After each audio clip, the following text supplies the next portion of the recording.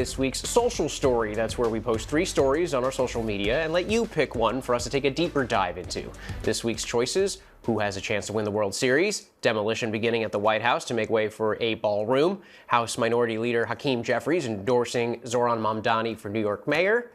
And with 60% of the vote, you chose the controversial renovations at the White House. President Donald Trump is adding a $300 million ballroom, but that plan coming at the cost of the historic East Wing. Here to talk about the backlash, Trump administration's reaction, and historical context of it all, political contributor and presidential historian Mark Updegrove. Mark, always love having you on.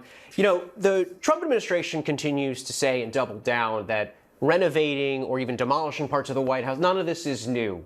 But how is this renovation different than those from U.S. presidents in the past? You know, it's the sheer scale of what's happening. And you know, we're used to adding things to the White House, but we're not used to taking things away, particularly something as historic as the East Wing of the White House, which was built in 1902, added to in the 1940s, and has been the home to first ladies, or at least the suite of offices that first ladies used since Rosalind Carter. So it's been a really important component in American history. And you can see by the 60% that you got in that poll, Andrew, that it really matters to Americans that this is happening to the people's house. So why the East Wing, if you could speak a little bit more about that, and it's, you know, specifically the East Wing's historical significance? Well, the East Wing is to first ladies what the West Wing is to the presidents. That's where the East, that's where our first ladies work and operate. Also, it's where visitors enter the White House. So many people who have been to social events or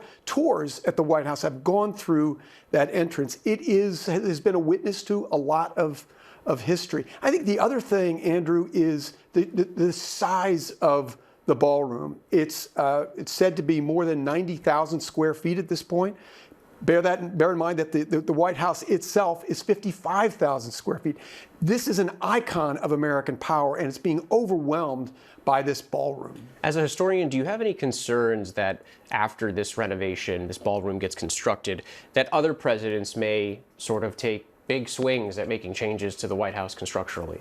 I think yes, that's a concern for anything like this. I mean, Lyndon Johnson signed the Historic Preservation Act in 1966 to prevent things like this from happening.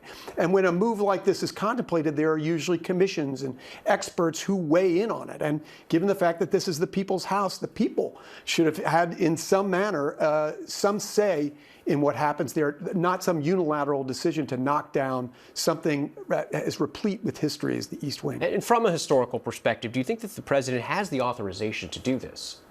Apparently, he has the authorization to demolish this. He doesn't have the authorization to build the thing that will replace it, this ballroom. I mean, that has to be approved. And frankly, with the compliance that most people have toward Trump, including Congress, that will probably happen relatively easily. But the demolishing of the as far as I'm concerned, the reckless demolition of the East Wing it should have been considered very, very carefully. What do you think that the White House will look like when this is all finished? You mentioned that the ballroom is almost as big, if not bigger, than the White House itself. So how does that sort of change things from an American historical perspective? I think that Trump is trying to remake the government in his image, and this is emblematic of that. Trump is trying to make the White House in his image. He is a steward of the White House. That's how most presidents have considered their time in the White House. They haven't considered it their house. It's the people's house, where you do the people's business. And I think this is very much a symbol of Trump and what Trump wants, not necessarily the American people.